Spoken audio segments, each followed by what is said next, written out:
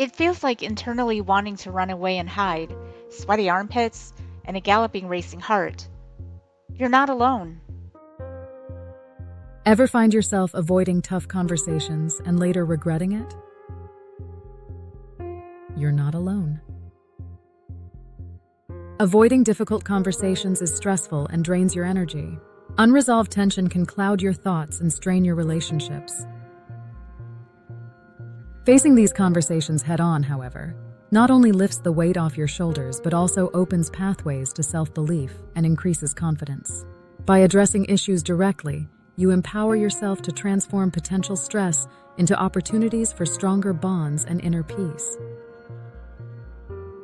It's time to face the truth and take control. Our fear of confrontation is holding us back. It's stopping us from expressing our needs and desires, from standing up for ourselves, and from building strong, deeper relationships. So what drives this fear? Oftentimes, a past negative experience has us feeling uneasy because we tend to associate the feelings we had with the present situation.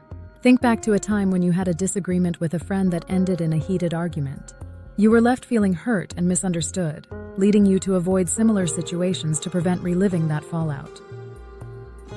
These past experiences can be powerful enough to make you steer clear of any potential conflicts. The fear of rejection often plays out in the workplace. Imagine wanting to voice concerns to your boss about workload, but hesitate because you're worried it might affect their perception of you. Instead of taking the step to discuss it, you find yourself stuck in a cycle of overthinking every outcome. The fear that speaking up could lead to negative consequences or even losing a promotion feels paralyzing, leaving you stuck right where you are. Low self-esteem is another significant factor.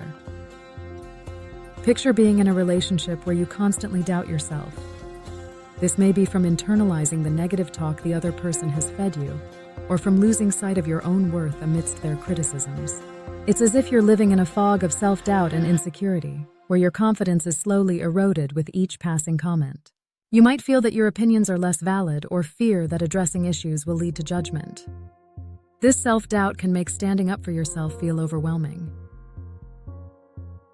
Recognizing these patterns is crucial, not just for breaking free from the cycle of negativity, but for rediscovering your own voice and strength.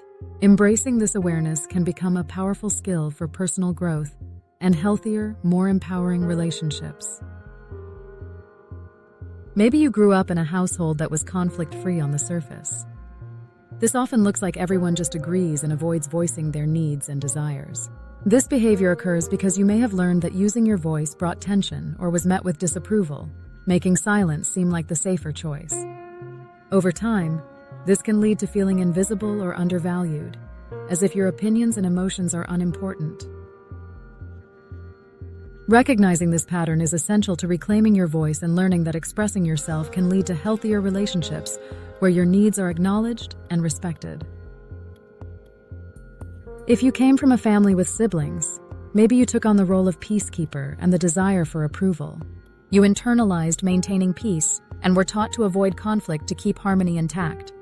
For example, during family gatherings, you might bite your tongue to avoid disrupting the peace, even when something bothers you, reinforcing the idea that confrontation is bad. Two opposing sides, often finding yourself in the middle of conflicts, striving to bring about resolution and understanding. While this role can build patience, strong communication skills, and the ability to empathize with different perspectives, it may also lead to suppressing your own needs and feelings to prevent upsetting others. Over time, this can create a sense of disconnect from your true self, as you prioritize others' happiness over your own. Recognizing this pattern is crucial to finding a balance between keeping peace and expressing your own desires. Avoiding conflict and the associated feelings is more common than you might think. By understanding these triggers and seeing them in everyday scenarios, you take the first step toward overcoming the fear of confrontation. Whatever your reason, your fear of confrontation is preventing you from living your life authentically. It's time to make a change. So what can you do instead? One strategy is to practice role-playing. Imagine yourself in different scenarios and practice speaking assertively. You can also work on understanding body language, as it often reveals a different meaning or feeling behind the words being spoken. For example, someone might ask you a question about your opinion on a topic, but their facial expression suggests they think you're uninformed or don't know what you're talking about. Learning how to read other people's cues is a critical skill, as it is often what's unsaid that carries the meaning. Become self-aware of your own body language and the signals you are sending. They might not convey the confidence and assertiveness that your words express. Start small, like addressing a minor issue with a coworker, family member, or friend. An example would be clarifying a misunderstanding about a meeting time. Once you feel comfortable with these low-stakes confrontations, you can gradually move on to more challenging situations. Another important skill is to focus on the issue, not the person. When faced with a problem, it's easy to attack the individual instead of addressing the actual issue, which only leads to defensiveness and anger. Train yourself to stay calm and concentrate on the specific behavior or action causing the problem. Remember the saying, "Don't shoot the messenger," and apply this mindset to conflicts as well. Let's say you are ready to address a tense issue with someone. You could test out softening the conversation with a lighthearted joke or funny story related to the situation, instead of diving right in. You've likely experienced an icebreaker moment when meeting someone new. It helped everyone feel relaxed. This is the same concept to help steer a potentially stressful moment into a more productive and approachable conversation. Sometimes imagining how you'd like the conversation to unfold can lead to the best outcome.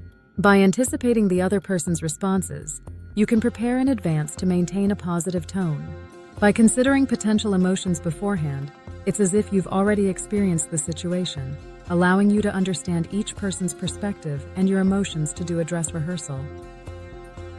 This clears the way to figure out mutually beneficial solutions. A therapeutic coping strategy might involve drafting a letter, writing poetry, or creating a short story about your feelings. This process helps clarify your thoughts, find the right words, and express yourself effectively when preparing for a confrontation. Even if you end up discarding these written thoughts, it provides an opportunity to rehearse and organize your emotions and approach. Give your fear an outlandish name. The sillier the better. When you feel the anxiety creeping in, acknowledge it by its name and give yourself a moment to laugh at it. You'll feel its overpowering presence shrinking. This approach helps you detach from the emotion and view the situation more objectively. Now that you have a few tools to change your perspective on facing conflict, let's learn how you can approach it with newfound self-confidence. Instead of viewing conflict as a dreaded event, see it as an opportunity for growth and understanding. For example, think of a situation with a roommate who always leaves the kitchen messy. Rather than focusing on the annoyance, consider it a chance to strengthen your living arrangement by discussing mutual respect and responsibilities. When you express how you feel, start with I statements to convey your perspective without sounding accusatory. For instance, say, "I feel overwhelmed when I come home to a messy kitchen after a long day," rather than, "You never clean up your mess." This approach opens the door for productive conversation rather than defensiveness. Before the conversation, determine what you want to achieve. Are you looking to reach a compromise or simply express your feelings? Many of us have a fix-it mentality when the other person might just want to vent and wants a listening ear. You can start with, "How can I best support you during this conversation?" Sometimes the other person might not know how, and that's okay too. Let clarification be the clear goal to help guide the discussion. For instance, if your aim is to establish a cleaning schedule, focus on that outcome rather than venting frustrations. Feeling what the other person experiences from their perspective cannot be overstated. Imagine you're addressing someone about missing a deadline. Consider the pressures they might be facing. Start by acknowledging their challenges, which can make them more receptive to your concerns. Approach the conversation with curiosity rather than judgment. Ask questions like, "How do you see this situation?" or "What can we do differently?" Avoid using "why" because it can sound critical. Asking open-ended questions encourages collaborative problem-solving and shows you're invested in finding a resolution that works for both of you. By regularly using these tips, you can transform anxiety into empowerment, turning potential conflicts into meaningful, growth-oriented conversations. Each conflict holds the potential for deeper understanding and stronger connections. Confrontation doesn't have to be scary or intimidating. With the right strategies and mindset, it can actually be a powerful tool for growth and connection. When we face our fears and speak up, we open ourselves up to new possibilities and relationships that are more honest, authentic, and fulfilling. Facing confrontation is not about being aggressive or confrontational. It's about being honest, authentic, and true to yourself. It's about speaking up, even when it's hard, and using your voice to create positive changes in your life and the lives of those around you. How can tackling conflicts with a brave and kind heart boost your self-confidence and self-worth? Imagine you have a friend who frequently backs out of plans last minute. Instead of bottling up your feelings, you muster the courage to tell them how this makes you feel. But you do it with kindness, emphasizing how much you cherish their friendship. The old you might have responded by staying silent and being overly nice, which allowed the other person's behavior to go unchallenged. By facing conflict, you strengthen your bond and affirm that your feelings are important, reinforcing your own self-worth. When you assert yourself respectfully, it's like sending a message to your inner self that your thoughts and emotions truly matter. This builds an inner strength that makes facing future conflicts easier. Let's say you approach your boss about feeling swamped with work. The conversation goes well, and your boss appreciates your honesty, leading to a more manageable workload. This instance shows you that your voice has power and can lead to positive changes, boosting your confidence in handling tricky situations. Managing conflicts in a constructive way also opens doors to personal growth and deeper relationships. You learn to express your needs clearly and to listen to others, fostering mutual respect. This not only enhances your capability in managing relationships, but also solidifies your belief in your own value.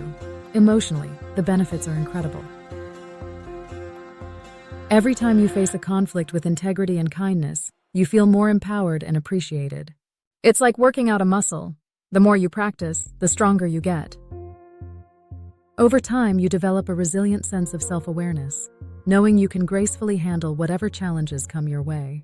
When you meet conflicts with courage and kindness, you're not just strengthening your connections, you're building a powerful sense of self that equips you to handle life's ups and downs with grace and confidence. Until next time, may your heart hold fast with courage, change, and impact.